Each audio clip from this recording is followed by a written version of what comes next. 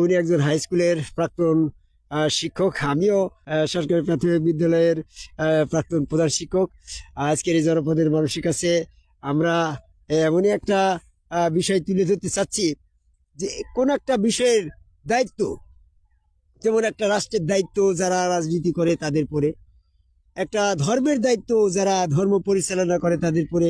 আজকে দেখা যাচ্ছে মসজিদ মাদ্রাসা দিয়ে বিভিন্ন ধর্ম প্রচারের দায়িত্ববান অনেক ব্যক্তি, অনেক মানুষ আমরা দেখতে পাচ্ছি। কিন্তু আমাদের এই অবহেলিত যে একটা বিষয় আদমকাবে আল্লাহকে সেজদা, এই সেজদাটা প্রত্যেক আলেম সমাজ গোপন রাখতে রাখতে রাখতে রাখতে 1400 বছর এমন একটা পর্যায়ে চলে গেছে, এর দায়িত্ব আর কেউ কাঁধে নিচ্ছে না গো। আমি মনে করি যে এই কঠিন একটা দায়িত্ব এটা কে নেবে? হয় আল্লাহ নেবে, দিনের স্বার্থে। দিনের পক্ষ তো দুইটা, আল্লাহর একটা পক্ষ আর দিনের বিপক্ষ হচ্ছে শয়তান। শয়তানের দায়িত্ব শয়তান পালন করছে, আর আল্লাহ পাকের দায়িত্ব তো আমরা কেউ না কেউ পালন করবো। আল্লাহ তো এরকম সশরীরে এসে শয়তানের মতন তার দায়িত্ব পালন করছে না, কারণ আল্লাহ তো শয়তান আল্লাহর দায়িত্ব পালন করার জন্য তো আল্লাহর প্রতিনিধিকে নির্ধারণ করে দিয়েছে, রসুলকে। আর শয়তান তার নিজের ফিল্ডে দাঁড়িয়ে আল্লাহর প্রতিযোগিতা করছে। আজকে শয়তানের প্রচার দেখেন, আজান দেওয়ার কথা কোরআনে নেই, তাও মসজিদে আজান হচ্ছে নিয়মিত, 1 সেকেন্ড 1 মিনিটও দেরি হচ্ছে না। সেখানে শয়তান তার দায়িত্ব নিখুঁত ভাবে পালন করছে। শয়তান দিকে সক্রিয় আছে। শয়তান যে আজানের সাথে সক্রিয় আছে তার প্রমাণ কি গো বাবুল? আজান যদি শয়তানের কাজ না হইতো তাহলে শয়তান তো একদিন বাধা দিত, যে তুই আজকে দিস 2 ঘন্টা পরে দিবি। শয়তান যখন আজান দেয় বাধা দিচ্ছে না, তাহলে আমার মনে হয় হাজার সাহেব তাহলে শয়তান এই আদমকাবাই মসজিদে আজান দেওয়া কাজটা এটা আল্লাহর পক্ষের কাজ না, কারণ আল্লাহর পক্ষের কাজের দায়িত্ব পালন করা তো এখন সেই রসুলই তো নাই, তো দায়িত্ব পালন করবে এটা কিনা? তাহলে আজান দেওয়া কাজ, 5 ওয়াক্ত নামাজ পড়া কাজ, তোমার মসজিদের ইমাম বেতন দেওয়া কাজ, এরকম ওয়াজ মাহফিলের কাজ, এরকম মসজিদ মোজাইক করে তৈরি করার কাজ, এগুলোতে একটা কোনো বাধা দিচ্ছে না কেউ। এই কাজগুলা যদি আল্লাহর কাজ হচ্ছে তো শয়তান নিশ্চয় দায়িত্ব পালন করে চাই মোজাইক দিতে পারবি না, ওখানে ফাঁকা রাখ।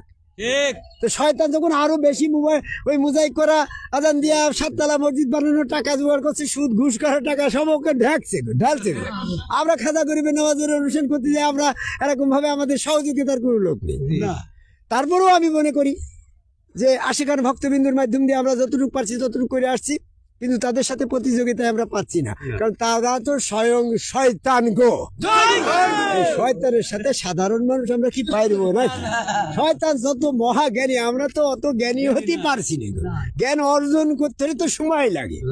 তো সেই ফেরেশতার সেই ফেরেশতার ভিতর থেকে শুরু করে শয়তান তো আর মরছে না, তো বেহেশত দেখেছে, আল্লাহ দেখেছে, দোজক দেখলো, ফেরেশতা দেখলো, আরো সাজিম থেকে এসে দুনিয়ার সবকিছু দেখলো।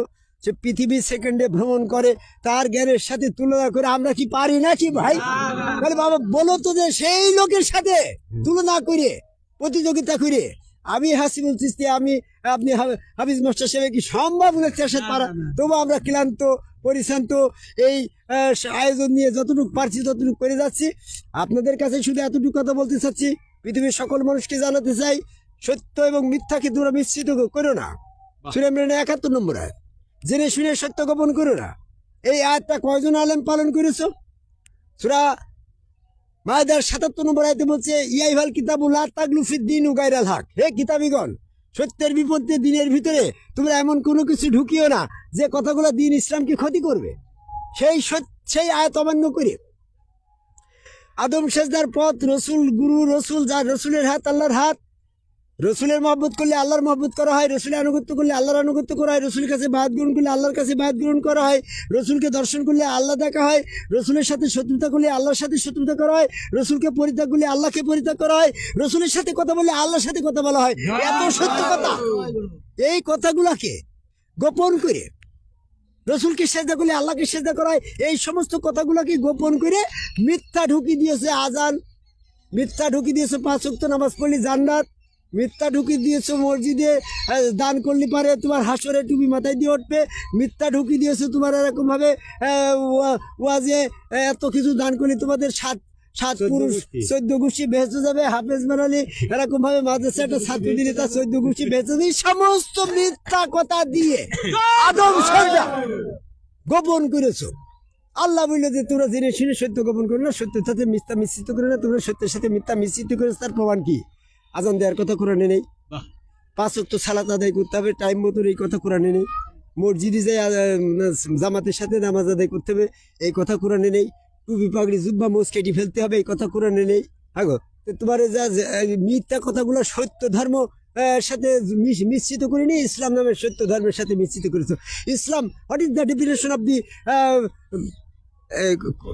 ইসলাম? হ্যাঁ, according to the holy Quran. এই কোরআন মোতাবেক ইসলামের সংজ্ঞাটা কি গো? অনেকে আমি প্রশ্ন করেছি ইসলাম শব্দের আবিধানিক অর্থ কি, তারা বলে ইসলাম মানে শান্তি। আরে মূর্খ, সালাম মানে শান্তি, আর ইসলাম মানে আত্মসমর্পণ। আর এই আত্মসমর্পণটা করতে যাইয়ে তোমার একজন গুরুর কাছে যাইতে হবে। তাহলে এই আত্মসমর্পণ করে ইসলামের সাথে মিথ্যা আজান ঢুকি দিয়েছো, মিথ্যা 5 ওয়াক্ত নামাজ ঢুকি দিয়েছো, মিথ্যা মসজিদ ঢুকি দিয়েছো, মিথ্যা মাদ্রাসা ঢুকি দিয়েছো, মিথ্যা তোমার জামাতের সাথে নামাজ পড়লে 27 গুণ সব ইত্যাদি ইত্যাদি মিথ্যা কথা সব ঢুকি দিয়েছ না। এই সত্যের সাথে মিথ্যা মিশ্রিত করে ইসলামের সাথে, ইসলাম নামের ডিপার্টমেন্টের ভিতরে এই মিথ্যাগুলো ঢুকি দিয়েছো। আর সত্য আদম কবে আল্লাহকে সেজদা, এটা তুমি গোপন করেছো। এই রসুল সত্যকে গোপন করেছো, কোরআনটাকে গোপন করেছো, হাদিস দিয়ে চালিয়ে দিচ্ছ সমস্ত ইসলাম। হ্যাঁ, এই হাদিস ভিত্তিক। আরে কোরআনে আল্লাহ বললো সূরা বনী ইসরাইলের 85 নম্বর আয়াতে বললো, হে নবী তোমাকে বিধান স্বরূপ এই কোরআন দিলাম। তুমি হাদিস কোথায় পেলে? এখন যদি তা বলতে হে নবী তোমাকে বিধান স্বরূপ কোরআন এবং হাদিস দিলাম, তা তো বলে নাই গো। তুমি এরকম ভাবে এই হাদিস কেন যোগ করো? হাদিস যোগ করে সত্যের সাথে মিথ্যাকে মিশ্রিত করে জেনে শুনে সত্য গোপন করেছে আদম সেজদার। এই জায়গায় আমি একটি কথাই শুধু বলে আমার কথা শেষ করতে চাই। আমাদের সময় সংক্ষিপ্ত, যার যার গুরু তার তার রসুল। এই ব্যাপারে যদি সারা বিশ্বের লোক আমার সাথে চ্যালেঞ্জ করে, আমি সেটা কোরআন ভিত্তিক আলোচনা দিয়ে সেটা ব্যর্থ করব। কোরআন ভিত্তিক সত্য যার যার গুরু তার তার রসুল প্রমাণ করব। তবে আজকে রসুল আপনার মানতে হবে কোন কোন কারণে, আমি সেই কারণগুলো অল্প অল্প স্বল্প বলি। তুমি রসুলের হাত আল্লাহর হাত, রসুলের হাত যখন তোমার নেই, তোমার আল্লাহর হাত নেই। রসুলের কাছে বায়াত গ্রহণ করলে আল্লাহর কাছে বায়াত গ্রহণ করায়। রসুলই যখন তোমার নেই, তাহলে তুমি আল্লাহর কাছে বায়াত গ্রহণ করতে পারছো না। রসুলের সেজদা করলে ওই সেজদা আল্লাহর হয়, তুমি রসুল যখন তোমার নেই তুমি সেজদা করতে পারলে, তা আল্লাহর সাথে সেজদা করতে পারলে না। আল্লাহকে সেজদা করতে না পারার কারণে তোমার শয়তান থেকে পবিত্র হইলে না। তো শয়তান থেকে যখন তুমি পবিত্র হতে পারলে না, তোমার সাথে শয়তানের দলে থেকে তুমি সেজদা রসুল না হলে তুমি পবিত্র হতে পারলে না। তুমি কোরআন শুনতে হলে বুঝতে হলে তোমার রসুল তোমাকে কোরআন আবৃত্তি করছে না। রসুল তোমার নেই, কোরআন শুনবা কার কাছে? শয়তানের কাছে। এই শয়তানের কাছে কোরআন শুনে তোমার শয়তানের কথা ঢুকছে। তোমার রসুলের আনুগত্য করলে আল্লাহর আনুগত্য হয়। তোমার রসুলের আনুগত্য, রসুল নাই তোমার আল্লাহর আনুগত্য, তুমি রসুলের আনুগত্য করতে পারছো না, আল্লাহর আনুগত্য তোমার নাই। রসুলের মহব্বত করলে তোমার আল্লাহর মহব্বত হয়। তোমার রসুলই নাই, তুমি মহব্বত করবা কার সাথে? তোমার রসুলের সাথে মহব্বত না করার কারণে তো আল্লাহর মহব্বত হইলো না গো। আল্লাহর মহব্বত তোমার হচ্ছে না।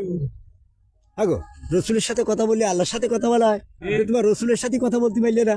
হ্যালো, হ্যাঁ হাই হ্যালো বলবা তো, তোমার মধ্যে না রসুল তো হাই হ্যালো শুনছে না, তুমি কথা বলতে পারছো না, তোমার আল্লাহর সাথে হচ্ছে না। এই জন্য রসুলের সাথে মহব্বত, আনুগত্য, সেজদা, দর্শন, কথা বলা তোমার পক্ষে সম্ভব নয়। বিদায় আল্লাহর সাথেও তোমার দর্শন সম্ভব নয়। রসুলের সাথে সাক্ষাৎ হলে আল্লাহর সাথে সাক্ষাৎ হয়। আল্লাহর সাথে সাক্ষাৎ না হওয়ার কারণে তুমি এরকম ভাবে তোমার সমস্ত কর্মফল বিনষ্ট হয়ে যাবে।